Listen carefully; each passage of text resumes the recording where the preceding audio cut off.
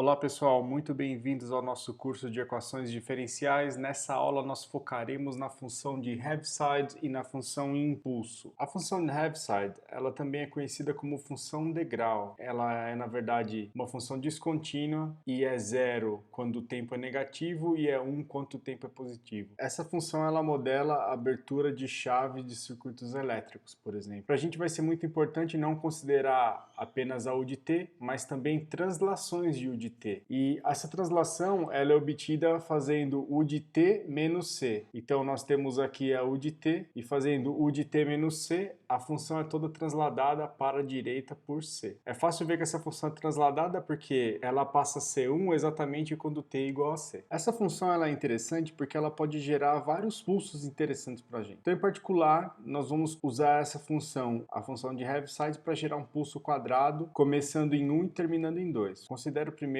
a função transladada para o ponto 1. E agora eu considero a função transladada para o ponto 2. O que eu faço agora, eu tomo o negativo dessa função. E agora eu vou fazer o quê? Somar a função transladada para o ponto 1 menos a função para o ponto 2. É importante perceber que quando o tempo é maior que 2, a função u menos t menos 2 cancela a função vermelha que eu tinha antes. A partir de tempo igual a 2, toda a função é nula. Por isso, eu consigo gerar uma função quadrado, que ela é exatamente igual a 1 quando t está entre 1 e 2. A gente pode usar essa ideia de multiplicar funções pela essa função de Heaviside para gerar pulsos mais complicados. Eu posso considerar um forçamento do MDO por sendo uma certa f de t. É interessante que nas equações diferenciais, em geral, nós estamos interessados em tempos positivos, então nós só consideramos a parte azul da curva. E é interessante também que às vezes nós não queremos considerar essa função no tempo zero, mas queremos considerar ela a partir do tempo c. O que nós fazemos então é transladar toda a função para o tempo c. Fazemos isso avaliando a f não em t, mas em t menos c. O que é interessante é que eu gostaria de considerar apenas tempos maiores que c e ignorar o comportamento da f para tempo menor. O que eu faço aqui, portanto, é considerar a f de t menos c multiplicada com uma função de Heaviside também começando em c. A multiplicação, portanto, ela me dá a f desejada e quando o tempo é menor que c, ela zera essa função. Portanto, essa é uma função interessante de considerar, que é a função g, que seria a função f transladada para o ponto c, e eu anulo a função f com tempo menor que c. A transformada de Laplace dessa g é bastante interessante. Aqui nós consideramos a transformada de Laplace dessa função. No primeiro momento, apenas escrevo a definição e depois noto que essa integral ela pode ser escrita como integral de 0 a c e depois integral de c infinito. A maneira de escrever assim é interessante porque a u de 0 a c ela é nula e depois a u de c a infinito ela vale 1. Portanto, essa integral ela passa a ser escrita da seguinte maneira: a integral de Laplace ela é apenas integral de c a infinito da f transladada. Agora um passo interessante é introduzir uma nova variável que eu estou chamando aqui de tal, que é t menos c, e usar a fórmula de mudança de variáveis. Fazendo isso, nós conseguimos chegar no seguinte resultado, que a transformada de Laplace de u transladada para o ponto c multiplicando a f transladada pelo ponto c, nada mais é que a transformada de Laplace da f e eu ganho esse termo exponencial na frente da f. Bom, interessante. Vamos ver isso aqui num exemplo. Qual seria a função cuja transformada me dá esse gzão que eu tenho aqui? Vamos apenas recapitular a fórmula da transformada. O que nós precisamos então é identificar quem seria o c e quem seria o fão. Mas fazendo o cara crachá aqui, nós vemos que o c é igual a 1 e o fão é esse termo aqui, 1 sobre s mais 2. Portanto, isso aqui corresponde a uma translação da função do Heaviside para o tempo 1. A transformada inversa da f é uma exponencial com expoente 2 e também tenho que transladar. Portanto, está aí, é essa função que gera essa transformada. Vamos analisar agora o nosso segundo exemplo, que seria essa equação diferencial com o forçamento pulso quadrado. Só relembrando que nós já discutimos que o forçamento pulso quadrado seria a função de Heaviside transladada para 1 menos a função de Heaviside transladada para 2. E vamos ver qual o comportamento da solução da equação diferencial com condições iniciais nulas. Então o que eu faço? Eu transformo tudo por Laplace. Então eu ganho esse termo s mais 1, que é a transformada dessa equação diferencial, e o qzinho vira qzão. Aí eu lembro que a transformada de Laplace da u transladada para o ponto c nada mais é que exponencial de menos sc. Portanto, no numerador eu tenho exponencial de menos s, que seria a translação para o tempo 1, menos exponencial de menos 2s,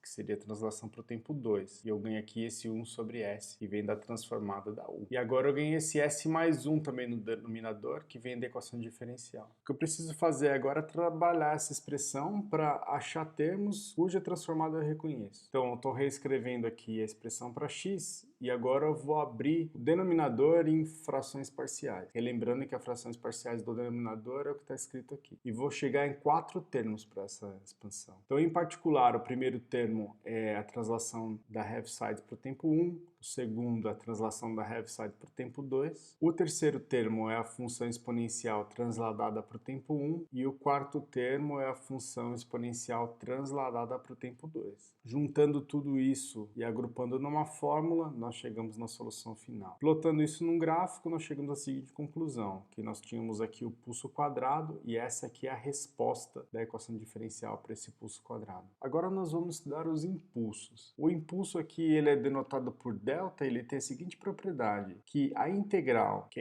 de delta no intervalo AB, ela é 1 se 0 está no intervalo AB e é 0 caso contrário. Nós poderíamos pensar na delta como sendo uma sequência de funções cuja área é sempre 1, mas cuja base está tendendo a 0. E no limite nós teríamos esse impulso delta. Então é interessante falar que nesse limite essa delta não é mais uma função, que ela teria um valor infinito num único ponto. Então esse delta só tem sentido dentro da integral, mas nós vamos usar esse delta como uma notação, pelo menos, para sempre lembrar do impulso. Uma propriedade importante da delta é que ela é integrada contra uma função, ela dá o valor da função no ponto zero. E em particular, então, a transformada de Laplace da delta é 1. Agora, existe uma conexão entre essa função impulso e a função de Heaviside. Essa conexão é bastante bonita, mas nada clássica. Vamos relembrar que a função de Heaviside é uma função descontínua. Portanto, se eu tentar tomar a derivada dela, essa derivada não tem sentido no cálculo clássico, mas ela tem sentido nessa teoria de Laplace. Eu vou ignorar que a derivada da U não existe. Nós sabemos pela identidade, mas como nós estamos tomando U de zero como sendo zero, e a transformada da U é 1 sobre S, o S anula o S que eu tinha antes, eu acabo tendo transformada da derivada como sendo 1. Mas isso é exatamente a transformada de Laplace da função delta. Isso significa que dentro da transformada de Laplace, a derivada da U é exatamente a delta. A transformada de Laplace permite alguns absurdos desse, como tomar a derivada de uma função descontínua e acabar dando um sentido para essa diferenciação. Esse delta vai ter um papel fundamental quando nós estudarmos a função de Green e a função de transferência de uma IDO genérica. Até a próxima aula.